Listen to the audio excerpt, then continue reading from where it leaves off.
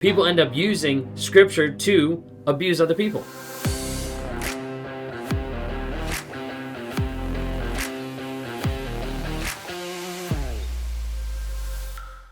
A Christian abuser doesn't exist. Were you abused by someone with narcissistic traits or that used Christianity, religion, God, anything like that in the relationship to manipulate you, to abuse you, to continue on the perpetuation of abuse that happened in the relationship time and time and time again? There's a lot of times of people that talk to us in one-on-ones and in meetings and things like that that mention, hey, the person in my life, the narcissist, the toxic person, they said they were a Christian and this is what they did to me. They said they were this and this is how they exemplify that. They said they belonged to this religion, but then how they actually came out and produced that outworking was really, really abusive. He said a lot of times people get confused, and a lot of times there's a lot of manipulation that happens inside religion, inside churches, inside Christianity as a whole, that is very, very abusive. And oftentimes it's enabling that. Oftentimes it's something that people are like, wait a second, I thought this was right, or I thought this was what I was supposed to do based on what they told me, or based on what they read to me, or whatever it might be. But a lot of times that's someone that's just abusive, that's using something else to manipulate you. If you guys are new here, my name is Ben Taylor. I'm a self-aware narcissist on this channel to provide awareness, growth, healing, and change.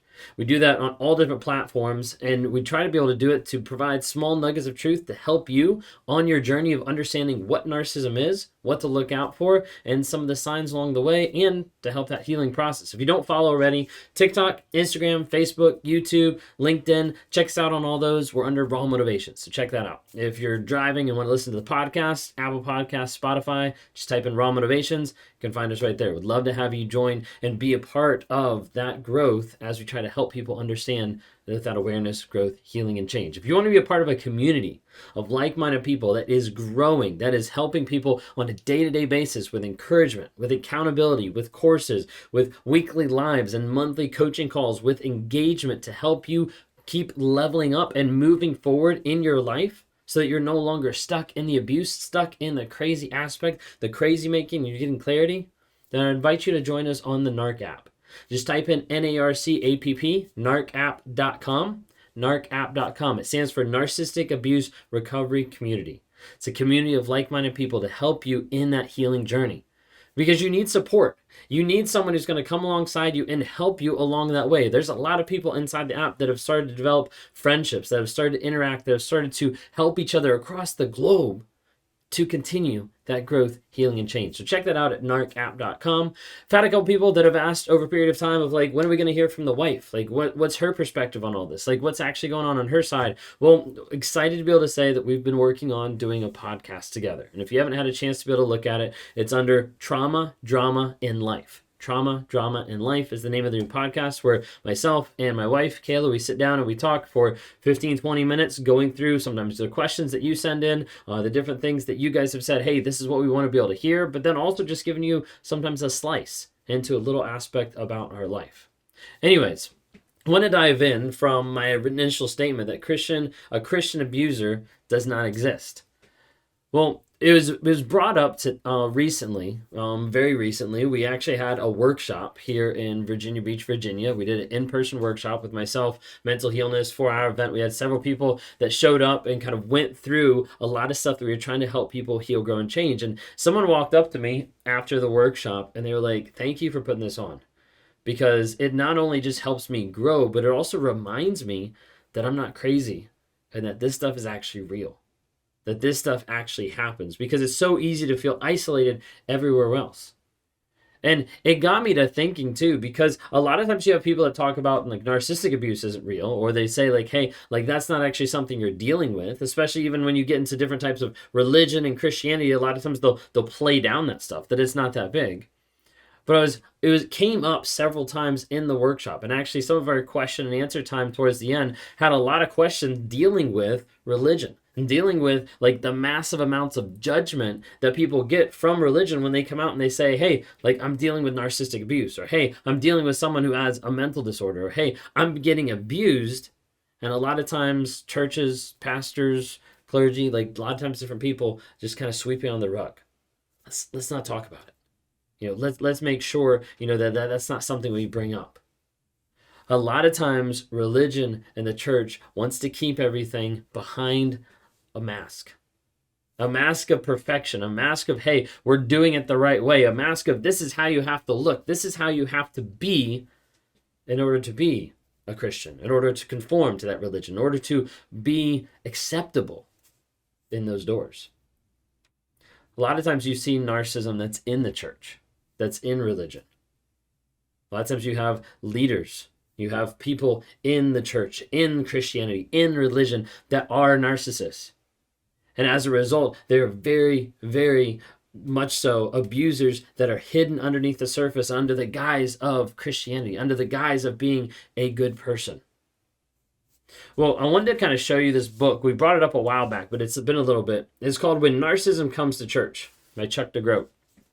And it dives into a lot of different things of like where you actually see a lot of narcissistic behavior in the church. And I wanted to show you something in particular. He goes through and he's actually going through different things where he's interviewing and helping define and like taking care of some stuff as far as like how does this person actually match up with narcissism, with, are they able to actually go out and lead churches, things like that. Like he's trying to actually like help with some of that. And he actually has this story that's in here that I want to be able to share with you. They looked as if they were cut out to be an advertisement. A Ken and Barbie type couple whose tan complexions, bright smiles, and flirty disposition made me wonder if I was being set up. I was a young therapist, engaged in my first set of church planner assessments, and I was suspicious enough to think that the experienced assessment team might toss in a couple of actors just to test out the new kid. Zach and Andrea had introduced me as shoo-ins for the assessment. Zach had raised over $150,000 in just a few months, and their church plant was primed for a launch in just a few weeks. I sensed that the testing I was doing was just a formality, that with a wink and a nod we'd push them right through. After all, their sending church was one of the largest Presbyterian churches in the South, and it was a key supporter of the church planning center I was hired to consult for. I was anxious, not just because I was a rookie, but also because I smelled a foul odor. Zach and Andrea took all the standard assessments, followed by their one-on-one appointments with me. Zach came in first, tall, lean, and filled the room with his charm and swagger. He was 27-year-old, a kid, but the darling of the church planning world. So what do I need to work on, Doc? He asked. I wasn't yet finished with my doctoral degree, and I sensed his move to ingratiate himself with me. He wanted to appear compliant, but I had some hard news to deliver.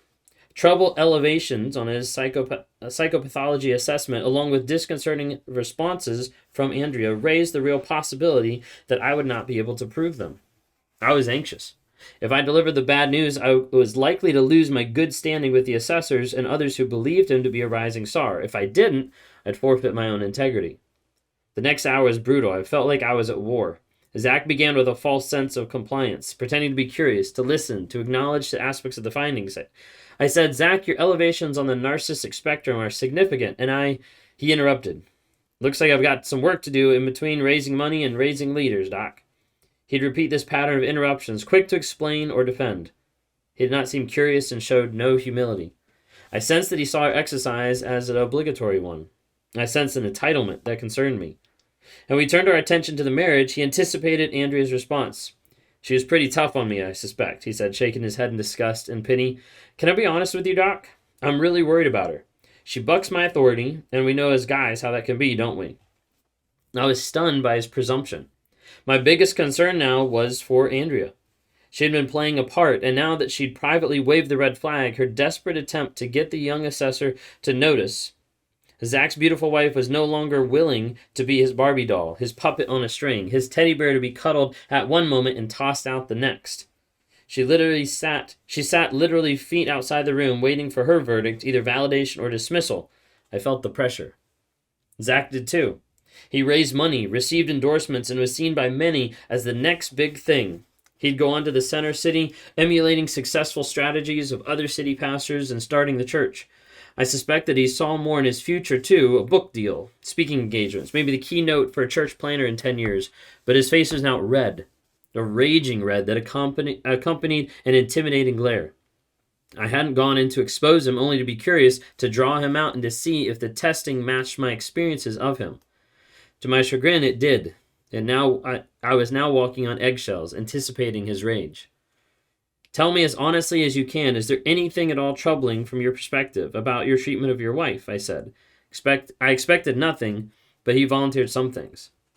Doc, I can be harsh, but for her sake, he said. She's lazy, and she needs to understand how vital our work is for the kingdom. It's her self-focus that hacks me off. She needs to be mission-focused, eye on the ball. My anger is for her edification. I paused, silently considering my final words. After a moment, I said, Zach, this interview is by no means a deal breaker. I don't have that power. But it is a major speed bump. I need to meet with Andrea, and then we'll see from some time together to consider the next steps. But my testing in this interview gives me significant pause. I cannot recommend you at this time. The room was silent. 30 seconds. 1 minute. Zach's head was down. I said, It's time, Zach. We'll talk more later. He looked up, gazing as intensely as I'd ever experienced another man's angry glare. It's her word against mine. After all, there's no bruises, he said. You see, a lot of times there is narcissism in the church. Narcissism with pastors, narcissism with church planners, narcissism with deacons, parishioners, everybody. And there's an aspect that we see narcissism in a lot of different lives, and we'll touch on that in the video later today about the spectrum of narcissism. The problem is when we get into Scripture, when we get into the church and religion and things like that, people end up using Scripture to abuse other people. Of saying, hey, you have to comply in this way. You have to be this way because this is what it says. And they'll twist things so that it makes you comply to their wishes and their desires. A lot of times you'll see in the churches, you'll see Scripture used to justify the abused, to justify the desire, to justify the coercion, to justify the things that are happening in the marriage, in the relationship, in the church that are not right. A lot of times religion and churches and pastors enable the abuse, because they don't actually stand up and give credence to what's actually happening. Maybe it's because they're looking the other way. Maybe it's because they're like, no, like they can't be that bad. You see, a Christian abuser is just an abuser. Because they can't say they're a Christian by not demonstrating it. On my channel, when we talk about narcissism, when we talk about, like, did the narcissist love me? I say, like, you can't just say, hey, they love you, but then you don't have any facts. You don't have any demonstration of it. And you can't have someone that says, hey, I'm a Christian, but then they don't demonstrate that by how they're abusing, by how they're acting. Those things don't match up. If someone's not living kind, loving, respectful, engaging, like all these different things, they can't just say, oh, like I'm a good person. They can't say that if they don't have a pattern of changed behavior. We say that with apologies. An apology without changed behavior is just manipulation. The thing I want you to understand today, and this is why it goes back to me saying, like, hey, a Christian abuser does not exist, because a person can't come out and say, hey, I'm a Christian. I'm religious. I'm all this. I can't say, hey, I'm a Christian, and then continue doing the things that I've been doing that are anti-Christian. A person cannot say that they've been impacted by the God of the universe and not walk away changed. If they don't walk away changed, then as a result, they're still living in the same exact stuff that they've always lived in, and therefore they can't attach a label that they're not exemplifying. It's known by what a person demonstrates and how a person's actions and behaviors and patterns show up on a consistent day-to-day basis. Do I think there's people out there that use Christianity, that use religion, that use Scripture to manipulate and abuse? Absolutely. But I don't think those people have the right to say that they're Christians.